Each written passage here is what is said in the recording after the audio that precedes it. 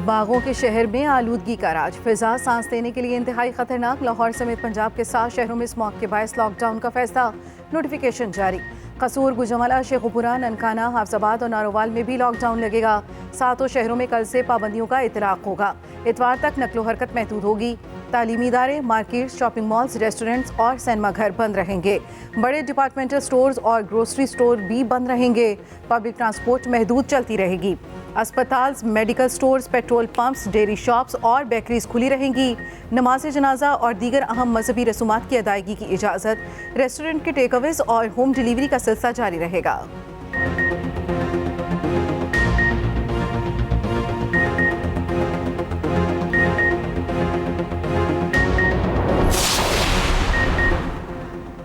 पंजाब के मैदानी इलाकों में रात के औकात में धुंध के डेरे, मोटरवेज और कौमी शाहराहों पर ट्रैफिक मुतासिर। शदीद धुंध के बायस मोटरवे M2 लाहौर से पिंडी भटिया तक ट्रैफिक के लिए बंद। M3 पर फैजपुर से समुंदरी तक गाड़ियों का दाखिला ममनू। मोटरवे पुलिस के मुताबिक धुंध के बायस मोटरवेज को अवाम की हिफाजत और महफूज सफर यकीनी बनाने के लिए बंद किया गया।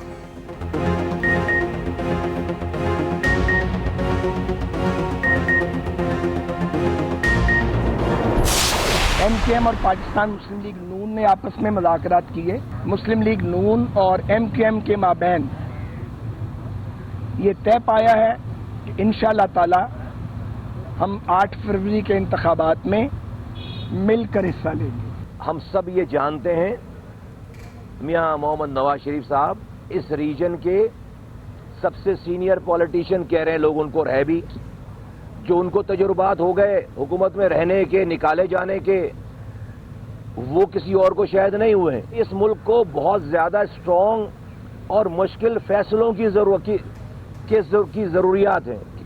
है और वो फैसले पाकिस्तान की बड़ी पार्टियों ने करने। आइंदा आम इंतखाबात से मुतालिक जोड़ तोड़ का सिलसिला शुरू। नून लीग ने MKM पाकिस्तान से सियासी इत्तेहाद कर लिया।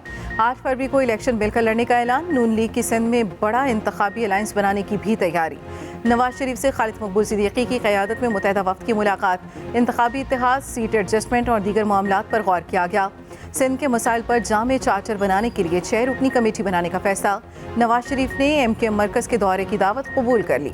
मुत्तहिदा की मरियम नवाज को कराची से इलेक्शन लड़ने की तजवीज़। ख्वाजा साद रफीक ने कहा, सिंध की दूसरी जमातों से भी राब्ते में है, जल्द अच्छी खबरें मिलेंगी। पीपल्स पार्टी से भी अच्छे ताल्लुकात चाहते हैं। मुस्तफ़ा कमाल बोले, इंतखाबी इत्तेहाद वजारतों के लिए नहीं, अवामी मसाइल हल करने के लिए है। आज कोई लेन देन की नहीं बल्कि पूरे मुल्क की बात हुई।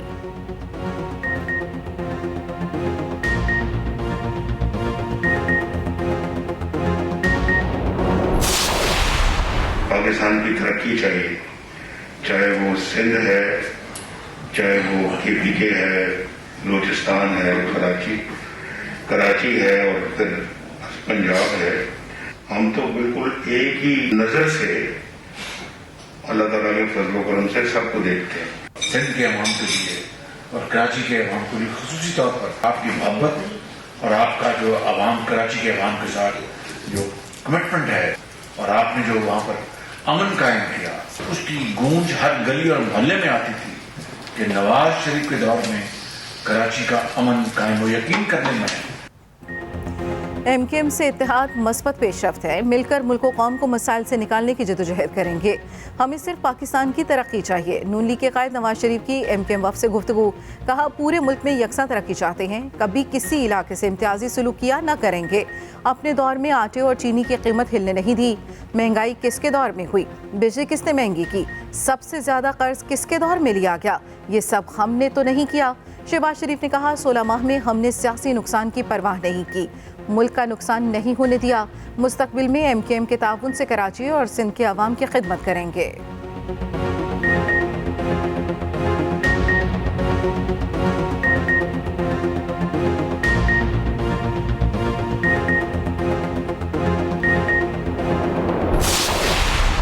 इमरान खान को इसने नहीं हटाया, हमने पुरानी हुकूमत के खिलाफ इसलिए नहीं काउंटर मूवमेंट चलाई कि हमें सिर्फ पावर की ज़रूरत थी। सवाल ये है कि हमें अवाम के हकूक़ की ज़रूरत है और हमें मुल्क की तरक्की की ज़रूरत है। इनसे तरक्की नहीं हो रही थी। इनको 8 साल से मैं देख रहा था, इनसे कुछ नहीं होता। इनको ना काम करना आता है ना करवाना आता है। आसिफ जरदारी का पीपल्स पार्टी के खिलाफ सियासी इत्तेहाद का खैर मकदम। घोटकी में जलसे से खिताब करते हुए कहा, मुखालिफिन इलेक्शन में खड़े हों, इन्हें खुशामदीद कहेंगे। जमहूरियत में मुकाबला हो तब ही बेहतरी होगी। पीटीएम ने बातें नहीं मानी जिससे 10 अरब डॉलर का नुकसान हुआ। तहरीक इंसाफ को इख्तिदार के लिए नहीं हटाया, उनसे हुकूमत चल नहीं रही थी। सदारती इख्तियारात कम करके पार्लियामान को ताकतवर किया। ऐसा ना करता तो सदर आमरीत का निज़ाम राइज कर सकता था। अब ऐसा करने के लिए मार्शल लॉ लगाना पड़ेगा। हमेशा अवाम की नौकरी की, इसी में जन्नत और दौज़ख है।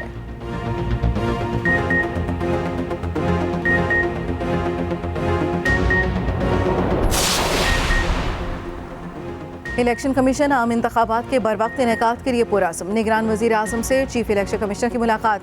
सिकंदर सुल्तान राजा ने इलेक्शन की तैयारियों पर ब्रीफिंग दी। कहा, पोलिंग स्टेशंस और पोलिंग स्टाफ की फहरिस्तें तैयार। इलेक्शन मटीरियल की प्रिंटिंग का काम आखिरी मराहिल में। जल्द तमाम अज़ला में इंतखाबी फहरिस्तें पहुँचा दी जाएंगी। चीफ इलेक्शन कमिश्नर की वज़ीर आज़म को इलेक्शन कमीशन दौरे की दावत। निगरान वज़ीर आज़म अनवारुल हक काकड़ ने कहा, हुकूमत आज़ाद, साफ और शफाफ इंतखाबात के लिए हर किस्म का ताउन करेगी। इलेक्शन कमीशन को तमाम ज़रूरी वसाइल की फराहमी यकीनी बनाएंगे।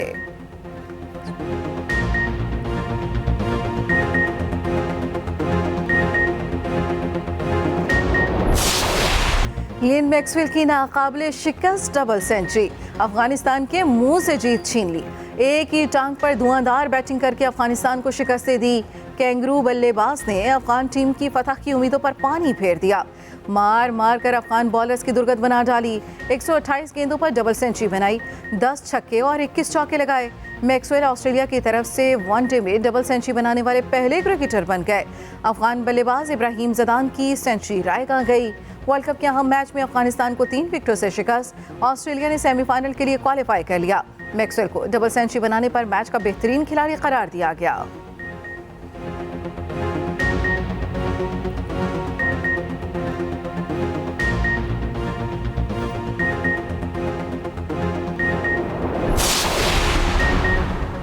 अफगानिस्तान की हार से पाकिस्तान और न्यूजीलैंड की उम्मीदें बरकरार। सेमीफाइनल में पहुंचने के चांस अब भी रोशन। पाकिस्तान, न्यूजीलैंड और अफगानिस्तान अपने अपने मैच जीत गए तो फैसला रन रेट पर होगा। कौमी टीम का अगला इम्तिहान 11 नवंबर को होगा। इंग्लैंड के खिलाफ बड़े मार्जिन से मैच जीतना पड़ेगा।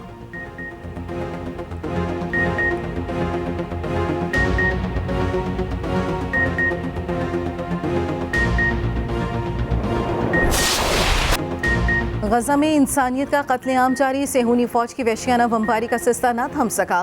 फलस्तीनियों पर हर लम्हा क़यामत बनकर गुजरने लगा। सेहूनी फौज की गजा के 3 अस्पतालों पर बमबारी। अब तक गजा के 16 अस्पताल बंद हो चुके। शोहदा की मजमूई तादाद 10,000 से तजावुज कर गई। 15 लाख से ज़ायद अफराद बेघर हो चुके। सेहूनी फौज ने बेकरीज को भी निशाने पर रख लिया। खुराक का बहरान संगीन हो गया।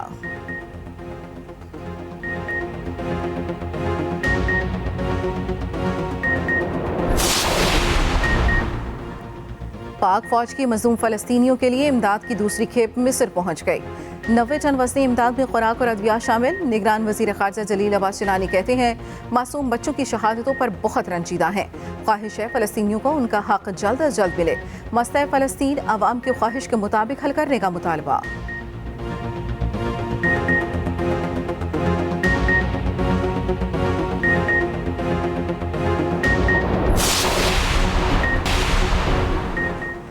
साइफर को डीकोड करके आगे भेजने वाले 3 गवाहों के बयानात रिकॉर्ड। चेयरमैन पीटीआई फैमिली से मुलाकात के लिए समात से उठकर चले गए। साइफर केस की अडयाला जेल समात की अंदरूनी कहानी सामने आ गई।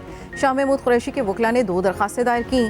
शाह महमूद ने काबीना इजलास की मीटिंग के मिनट्स मांगे जिसमें साइफर कंप्लेंट फाइल होने का फैसला हुआ। प्रोसिक्यूटर ने कहा, काबीना डिवीजन ने बताया मीटिंग मिनट सीक्रेट हैं। अदालत ने भी कहा मीटिंग मिनट सीक्रेट हैं, वो नहीं मिल सकते।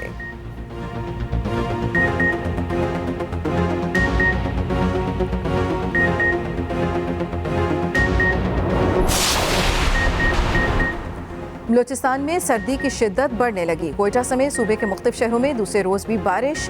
चमन, ज़ियारत, कला अब्दुल्ला, जोब, सिब्बी, कलात, खुजदार और चागी में भी बादल बरसने का इम्कान। मैदानी इलाकों में जुम्मे से बारिशों का सिलसिला शुरू होने की पेशगोई। पहाड़ों पर 3 दिन तक सफ़ेद मोतियों की बारिश मुतवक्के।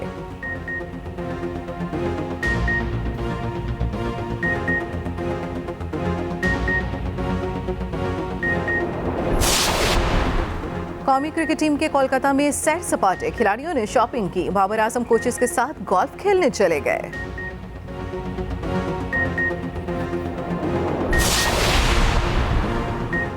तौसीफ अहमद अबूरी चीफ सिलेक्टर मुकर्रर, वजाहतुल्लाह वास्ती अबूरी जूनियर चीफ सिलेक्टर होंगे। तौसीफ अहमद को ऑस्ट्रेलिया टूर के लिए कौमी टीम के इंतखाब की जिम्मेदारी सौंपी गई।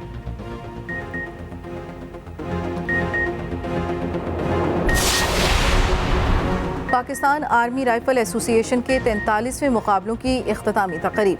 ISPR के मुताबिक जेहलम में मुनाकिदा तकरीब के मेहमान खुसूसी army chief general Asim Munir थे। Air chief marshal Zaheer Ahmed Babar Sidhu ने बतौर मेहमान एजाज से मेहमान शिरकत की।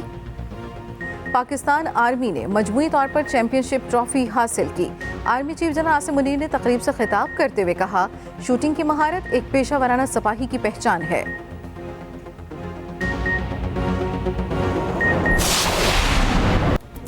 सहराए थल में फराटे भर्ती गाड़ियां धूल उड़ाने को तैयार।